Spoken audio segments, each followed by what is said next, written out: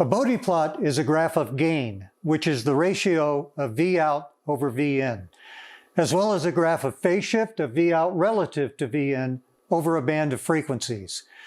You can create straight line approximations of gain and phase based on poles and zeros of a circuit's transfer function.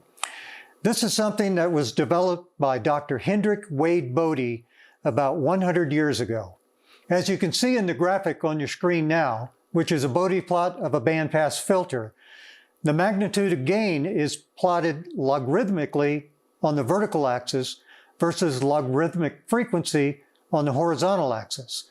But phase is plotted linearly in units of degrees on the vertical axis. In the simple 2-resistor resistive divider circuit that we've been making measurements on in some of the earlier lessons, the gain and phase of this circuit is constant across all frequencies, at least ideally. The transfer function of this circuit is simply R2 divided by R1 plus R2, which is an absolute gain of 0.1 and phase of 0 degrees. The logarithmic gain is 20 times the log of 0.1, which is minus 20 dB. The gain and phase of this resistive divider circuit is fixed because the impedance of the components in this circuit, R1 and R2, are fixed and don't vary as a function of frequency. But if we were making measurements on a circuit that included capacitors and inductors, the impedance of these components would change as a function of frequency, as you may have learned in some of your circuits classes. This means that the gain and phase would also vary as a function of the input frequency. Hi, I'm Johnny Hancock, Product Manager for Keysight's Infinivision X-Series oscilloscopes. In this lesson, we are going to characterize the gain and phase of a bandpass filter that consists of a series inductor, capacitor, and resistor, as you can see on your screen now. The measurement we are going to perform is called a frequency response analysis test, but most engineers simply call it a Bode plot test. I'll start by showing you how to create a Bode plot the old traditional way, using an oscilloscope and a function generator, and then I'll show you a more automated way to perform the test if your oscilloscope has a built-in generator and automatic Bode plot capability. So I've done a little pre-homework with this bandpass filter, the series L, C, and R, and I've determined where the poles and zeros are.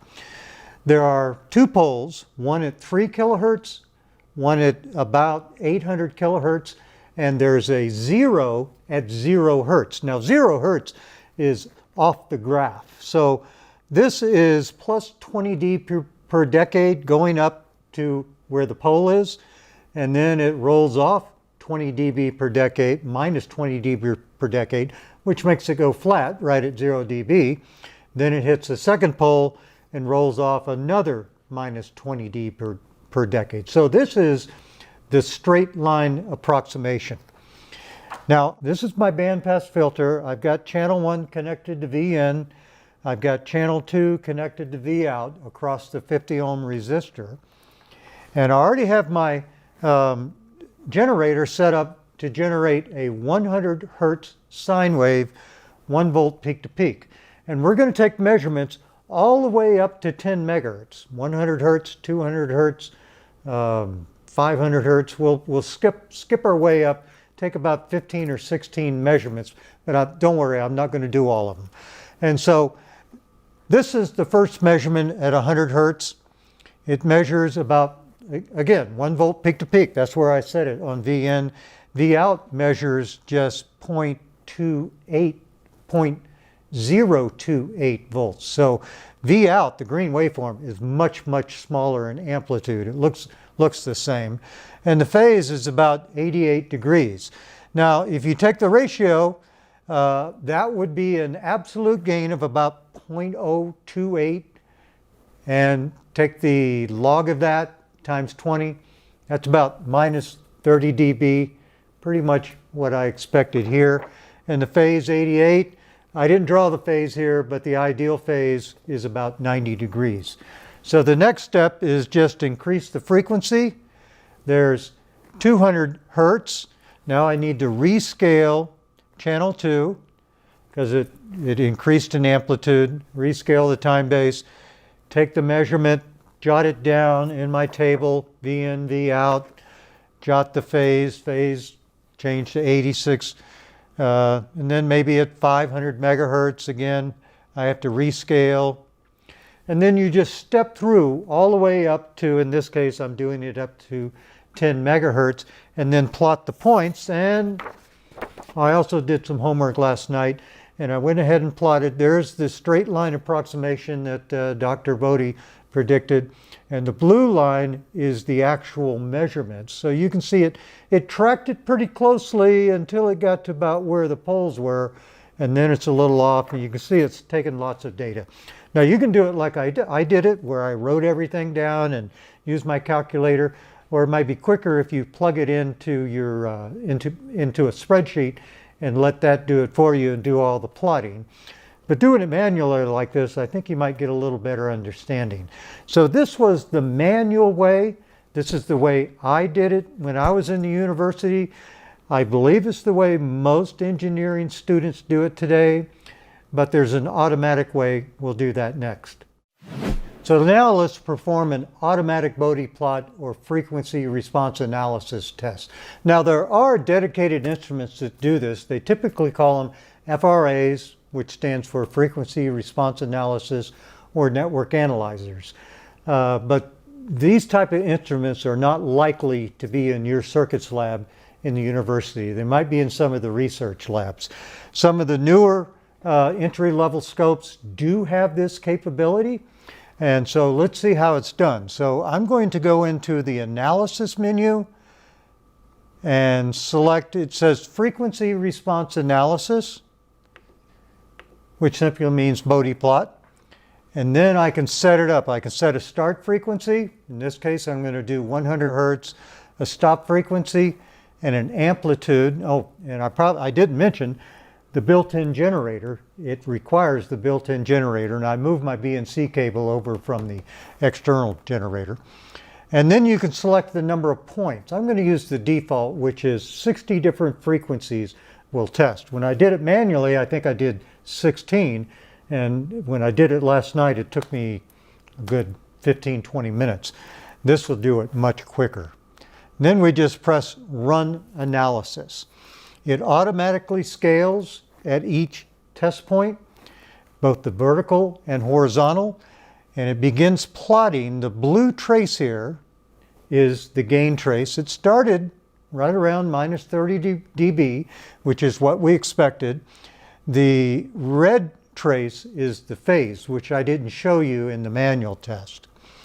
Here you can see it flattened out around 0 dB. So there's scaling on the left part for gain and scaling on the right for phase. So we have plotted both gain and phase on the same exact graph.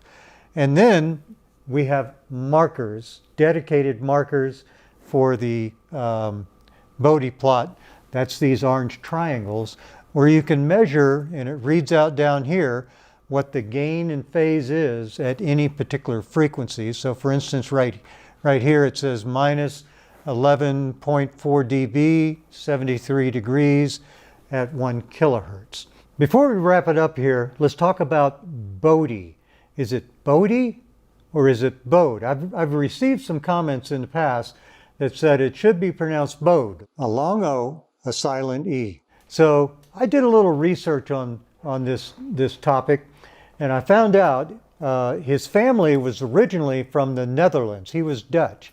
His mother preferred the Dutch pronunciation, which I've been told is Buddha. But his colleagues at Bell Labs, that included people like Claude Shannon and Harry Nyquist, they called him Bode. My professors called it a Bode plot. I expect your professors probably call it a Bode plot as well. So you can call it a Bode plot or a Buddha plot, but it's not a Bode plot.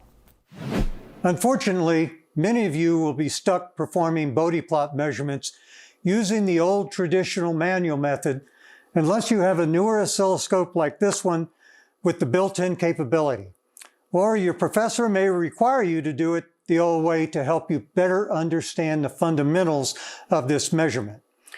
Automatic Bode plots are something that I innovated for the first time in an oscilloscope a few years ago, but more oscilloscope vendors have been implementing this capability into their newer scopes as well. If you go to the URL on your screen, you can download a lab experiment and tutorial document that I wrote on Bode plots.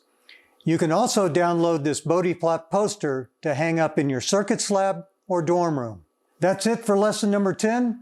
In the next couple of lessons, we'll be talking about triggering again.